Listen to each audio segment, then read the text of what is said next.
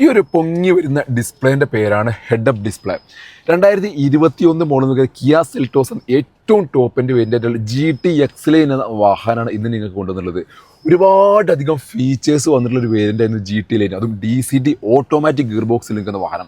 ഈ ഒരു വാഹനം നിങ്ങൾക്ക് തരാൻ പോകുന്ന ഒരു ഓഫർ പ്രൈസ്, സ്പെഷ്യൽ ഓഫർ പ്രൈസിലാണ്. ഒരു ഏകദേശം ഒരു 3-3.5 ലക്ഷം രൂപയുടെ മാർക്കറ്റ് പ്രൈസ് ഡിഫറൻറ്റിലാണ് ഈ ഒരു വാഹനം നിങ്ങൾക്ക് ലഭിക്കാൻ പോകുന്നത്.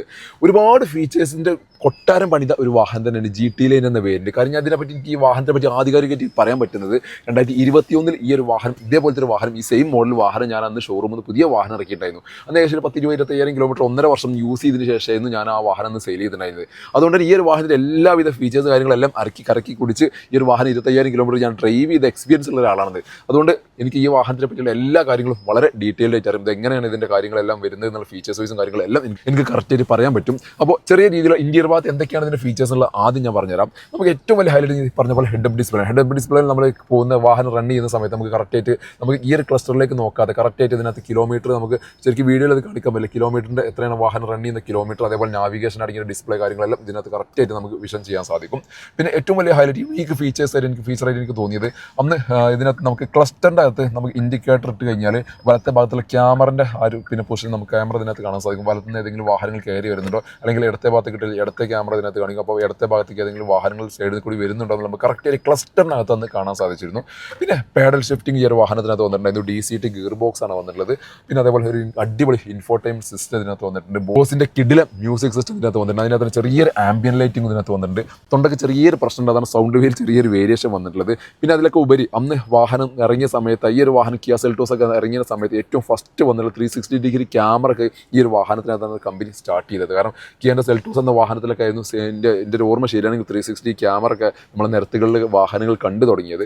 അപ്പോൾ ഇതിനൊക്കെ കണ്ട് കോപ്പി അടിച്ചിട്ടാണ് മറ്റു ബ്രാൻഡുകളൊക്കെ 360 ക്യാമറ ഒക്കെ അന്ന് കൊണ്ടുവരാൻ സ്റ്റാർട്ട് ചെയ്തത്. അപ്പോൾ അന്ന് ഈ ഒരു വാഹനത്തിനകത്ത് 360 ഡിഗ്രി ക്യാമറ അന്ന് കമ്പനി കിയ അതിനകത്ത് കൊടുത്തിട്ടുണ്ടായിരുന്നു. അതുകൊണ്ട് നമുക്ക് എല്ലാ ആംഗിളിൽ നിന്നും ക്യാമറ വിഷനും കാര്യങ്ങളെല്ലാം ഇതിനകത്ത് നമുക്ക് ഒരു വാഹനം പാർക്ക് ചെയ്യാനും കാര്യങ്ങൾക്കെല്ലാം വളരെയധികം യൂസ്ഫുൾ ആണ്. കാരണം ഇത്രയും ഒരു ചെറിയൊരു ഇൻഫോർടൈൻമെൻറ്റ് സിസ്റ്റത്തിലൂടെ നമുക്ക് എല്ലാ ഭാഗങ്ങളും കറക്റ്റ് നല്ല ക്ലാരിറ്റിയിലാണ് അന്ന് പിന്നെ 360 ക്യാമറ അന്ന് കമ്പനി ഇതിനകത്ത് കൊടുത്തിട്ടുണ്ടായിരുന്നത്.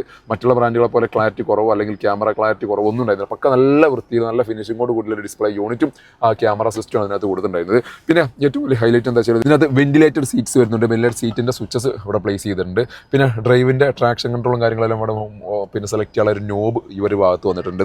പിന്നെ GT ലൈൻ എന്നൊരു ബാഡ്ജിങ്ങോട് കൂടിയുള്ള ഒരു കിഡിലും സീറ്റോർ കാര്യങ്ങളൊക്കെ ഇതിനകത്ത് വന്നിട്ടുണ്ട്. പാഡൽ ഷിഫ്റ്റിംഗ്, പിന്നെ auto climate AC, steering control, D-ടൈപ്പ് സ്റ്റിയറിംഗ് വീൽ, അങ്ങനെ എല്ലാവിധ ഫീച്ചേഴ്സ് കാര്യങ്ങളെല്ലാം എടുത്ത് പറയേണ്ട സൺറൂഫ് അടക്കം ഈ ഒരു വാഹനത്തിനകത്ത് അന്ന് കമ്പനി കൊടുത്തിട്ടുണ്ടായിരുന്നു. ഡീസൽ എഞ്ചിൻ 1.4 ലിറ്റർ നിൽക്കുന്ന ഡീസൽ എഞ്ചിൻ ആയതുകൊണ്ട് തന്നെ ഏകദേശം നമുക്ക് അന്ന് ഞാൻ യൂസ് ചെയ്യുന്ന സമയത്ത് ഒരു 16-17 റേഞ്ചിൽ നമുക്ക് മൈലേജ് ലഭിച്ചു. ഞാൻ അന്ന് ലോങ് ഡ്രൈവ് ഒക്കെ വാഹനം ഒരുപാട് നടത്തിയിട്ടുണ്ടായിരുന്നു. ഈ സെയിം ബ്ലാക്ക് ബ്യൂട്ടിയിൽ നിൽക്കുന്ന ഈ ഒരു കളറിലെ വാഹനം തന്നെയാണ് ഞാൻ അന്ന് യൂസ് ചെയ്തിട്ടുണ്ടായിരുന്നത്. അതുകൊണ്ട് ഈ ഒരു വാഹനത്തിൽ കയറിയപ്പോൾ എനിക്ക് പഴയ ഒരേ ഓർമ്മകളാണ് പെട്ടെന്ന് വന്നുകൊണ്ടിരിക്കുന്നത്. ആ ഒരു ഇന്റീരിയർ കോക്പിറ്റൊക്കെ എനിക്ക് ഒരുപാട് ഓർമ്മകൾ സമ്മാനിച്ചതാണ്. അതുകൊണ്ട് തന്നെ ആ ഒരു ഫീൽ എനിക്ക് ഇതിൻ്റെ ഉള്ളിൽ നിൽക്കുമ്പോൾ കിട്ടുന്നുണ്ട്. പിന്നെ push button start, key centring കാര്യങ്ങളെല്ലാം എല്ലാ ഫീച്ചേഴ്സ് കാര്യങ്ങളെല്ലാം വന്നിട്ടുണ്ട്. ഇന്ത്യൻ്റെ അതേപോലെ തന്നെ എക്സ്റ്റീരിയർ ഭാഗത്തേക്ക് കിടക്കണമെന്നുണ്ടെങ്കിലും ആ ഒരു ബ്ലാക്ക് ബ്യൂട്ടിയിൽ നിൽക്കുന്ന വാഹനം ആയതുകൊണ്ട് തന്നെ അതിൻ്റെ ആ ഒരു യുണീക്നെസ് നമുക്ക് എല്ലാ ഭാഗങ്ങളും കിട്ടുന്നുണ്ട്.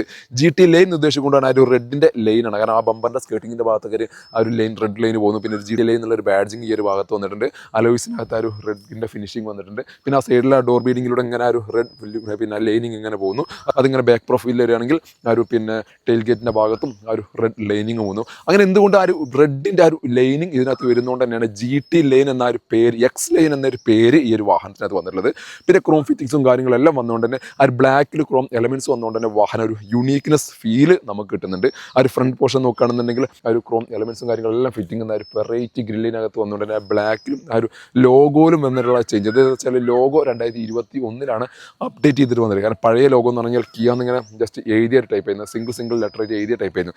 21 ഈ ഒരു ടൈപ്പ് ലെറ്റർ കിയ ബ്രാൻഡിങ് ആ ഒരു ലോഗോ ചേഞ്ച് വന്നത്. അപ്പോൾ ആ ലോഗോ ചേഞ്ച് ചെയ്തതിന് ശേഷം വന്നിട്ടുള്ള ഒരു വാഹനം കൂടിയാണ് KL41 ആലുവ രജിസ്ട്രേഷനിൽ നിൽക്കുന്ന ഒരു വാഹനം.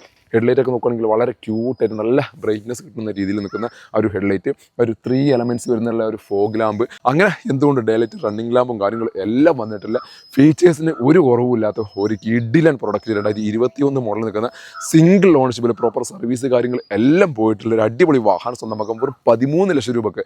ഓൾമോസ്റ്റ് എൻ്റെ അഭിപ്രായത്തിൽ മാർക്കറ്റ് റേറ്റ് ഒക്കെ ആണെങ്കിൽ 15 ലക്ഷത്തിന് മുകളിൽ എന്തായാലും ഷുവർ മാർക്കറ്റ് റേറ്റ് വരുന്നൊരു വാഹനമാണ് 2021 മോഡൽ നിൽക്കുന്ന സിംഗിൾ ഓണർഷിപ്പിൽ പ്രോപ്പർ സർവീസ് കാര്യങ്ങളെല്ലാം പോയിട്ടുള്ള ഒരു വാഹനം കൂടിയാണത്. കറക്റ്റ് ഹിസ്റ്ററി കാര്യങ്ങളെല്ലാം അവൈലബിൾ ആണ്. 13 ലക്ഷം രൂപയ്ക്ക് നിങ്ങൾക്ക് 13 ലക്ഷം രൂപ ലോൺ സൗകര്യത്തോടു കൂടി ഈ ഒരു വാഹനം സ്വന്തമാക്കാവുന്നതാണ്. ഈ ഒരു പോകുന്നത് ഓയിലല്ല, പിന്നെ റേഡിയേറ്ററിലെ വെള്ളം AC വെള്ളം മാത്രമാണ്. ഞാൻ ഈ ഒരു പോസ്റ്റിൽ ഏത് വീഡിയോ എടുത്തും ചിലത് എടുത്ത് പറയുന്നത്, കാരണം പുതുതായിട്ട് വീഡിയോ കാണുന്നവർക്ക് സംശയം വരാം, ഇതെന്താ റേഡിയേറ്റർ പൊട്ടിപ്പോയിട്ടുള്ള വെള്ളം പോകുന്നുണ്ടല്ലോ, അല്ലെങ്കിൽ ഓയിൽ അത്രയും ലീക്ക് ആയിക്കൊണ്ടിരിക്കുന്ന പലർക്കും സംശയം വരാം. AC ഇട്ടുകൊണ്ട് അതിൻ്റെ വെള്ളമാണ് ഈ ഒഴിച്ചുകൊണ്ടിരിക്കുന്നത്. അപ്പോൾ 13 ലക്ഷം രൂപയ്ക്ക് നെറ്റ് പ്രൈസിൽ ഈ ഒരു വാഹനം സ്വന്തമാക്കാം. ലൊക്കേഷൻ വരുന്നത് മലപ്പുറം ജില്ലയിൽ മക്കരപ്പറമ്പ് വെള്ളാട്ടുപറമ്പ് ഞങ്ങൾ ഷോറൂം ലൊക്കേഷൻ വരുന്നത്. വീഡിയോ ഇഷ്ടമായാൽ മാക്സിമം ഷെയർ ചെയ്യുക, പേജ് ഫോളോ ചെയ്യാൻ മറക്കല്ലേ.